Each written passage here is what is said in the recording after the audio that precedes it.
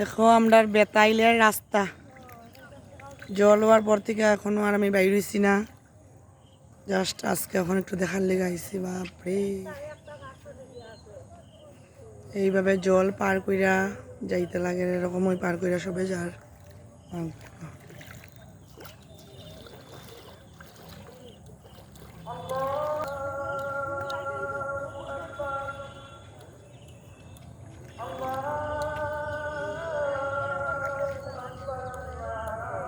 ডুবানি এরকম হয়। আর কইরা ছেলেরা এইভাবে লাগাই পার হয়। আমার হাজব্যান্ডও এরকম দোকানে চারিদিকে, তখন মন তো বাইর হইছি না, আমরা ভিতর মানে বেলা যায়।